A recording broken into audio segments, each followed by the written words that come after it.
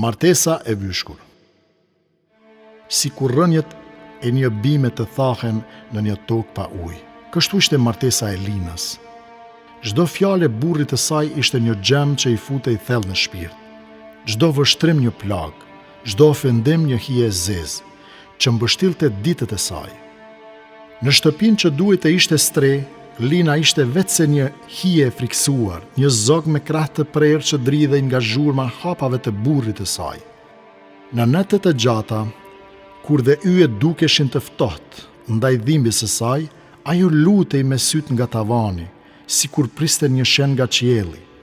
Lotët i rridhnin në jastëk, duke e lagur atë më shumë se çdo shi vjeshte.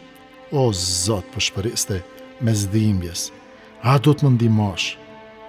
Një mbrëmje, ai hyri në shtëpi me sytë e skuqur nga alkooli dhe zemrimi.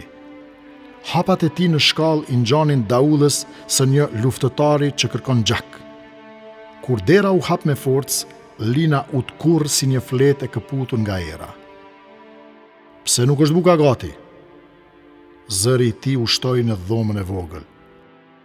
10 minuta, vetëm 10 minuta, i përgjërohi ajo duke u munduar të mbahej në këmbë. Ai nuk priti. Dora e tij e rënd u ngrit si një re e zezë, para rrufes dhe përpara se fjala e saj të përfundonte, shuplaka i ra fytyrës si një përplasje dhimbshme e fatit. Një goditje pasoi tjetrën. Ai e mbërtheu nga flokët dhe rrëzoi për dhe, duke goditur pa mëshirë. Lina nuk bëri rezistencë, nuk kishte forcë, as shpresë. E shtirë në dysheme, mes dhimbjes dhe turpit, po shpëriti për herë të fundit atë natë. O Zot, unë jam e pafuqishme, drejtësia është në dorën tënde. E nesëmja zbardhi ndryshe. Qielli ishte jerrët, si kur vetë Zoti kishte vendosur të jap një përgjigje. Burri i saj, me fytyrë të mbushur me mlef, doli nga shtëpia. Rruga ishte e lagësht nga shiu i natës dhe ai, në nxitim e sipër, u hodh në makinën e tij. Pa u ndalur për të parë, shtypi pedalen dhe makina u nis me shpejtësi. Por fati nuk e priti gjatë. Një dritë e fortë, një zhurmë e mpret e frenash dhe një përplasje që tronditi ajrin, një kamion i madh që po vinte nga kthesa e përplasi makinën e tij me një forcë rrëqethëse.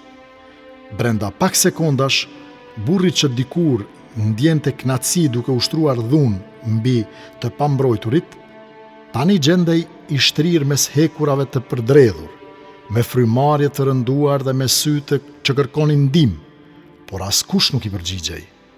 Në atë moment të fundit, i mbetur mes jetës dhe vdekjes, ai e ndjeu peshën e mëkateve të tij. Për herë të parë, syri i tij i rrësuar nga zemrimi dhe zullumi pa qartë.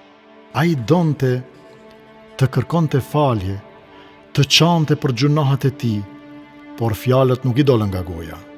Kur dielli u ngrit mbi qytetin, Lina e mori frymën më lirshëm se kurrë më parë. Një peshë e padukshme i ishte larguar nga shpatullat. Sytë e saj nuk ishin më të mbushur me frikë, por me një qetësi të thellë. Ajo e dinte, Zoti kur nuk harron padrejtësinë. Hakmarrja e tij nuk vonon, por vjen në kohën e duhur.